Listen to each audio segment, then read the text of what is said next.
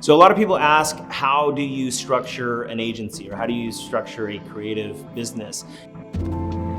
I can't speak for every business out there because I don't know how they're structured. I've had the privilege of seeing some other agencies. I would recommend definitely connecting with other creative agencies to see how they do it. I've made several friends in the creative space and have had Zoom calls, and we've talked about these types of things.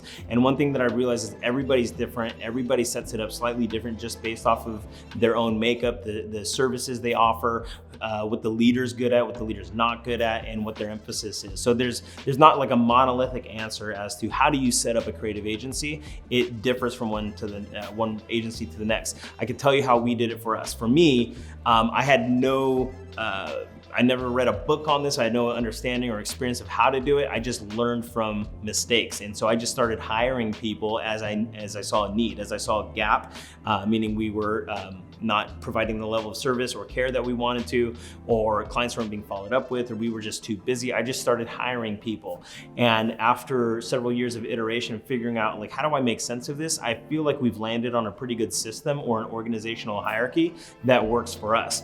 And so the way I think about it is two different teams. I think of the brand management team and the creative fulfillment team. And so the brand management team is responsible for client communication. They're the ones primarily talking to the client, and they're managing the brand that we're working with. And the creative fulfillment team, these are the people that are actually doing the creative work. So they're doing graphic design, they're doing videography, they're doing copywriting and messaging. Fill in the gap fill in the blank of whatever creative service they're doing. That's what they're doing. And the reason why they're on the bottom is not of importance. It's just because they're not talking with the client. So it's an order of client communication. And so at the top in the brand management team, it starts with me, the strategist.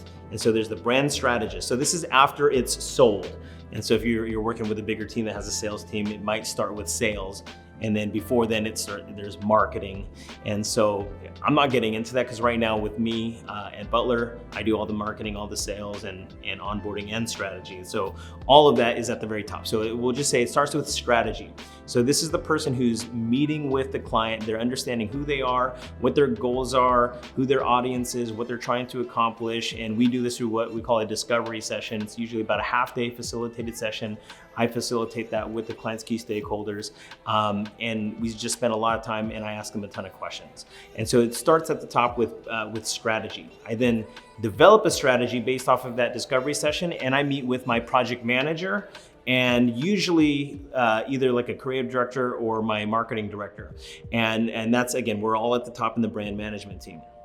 And so we'll just pretend it's just my project manager and I'm running lead on creative direction. So I strategize with my client. I say, okay, this is the actual project and all of the deliverables that we're gonna have to create. I meet with my project manager who knows my team, and her responsibility is to take this big project, split it up into all of the individual phases, fill up each of those phases with all of the tasks that need to be done in each phase, and assign those tasks to the creative fulfillment team. And based off of that, we then come up with our actual timeline. And so once we get that timeline, we communicate that to the client. I used to do all of the client communication, but once we got to a certain level, we were working on more projects. We started selling marketing retainers to where we're working with more companies consistently.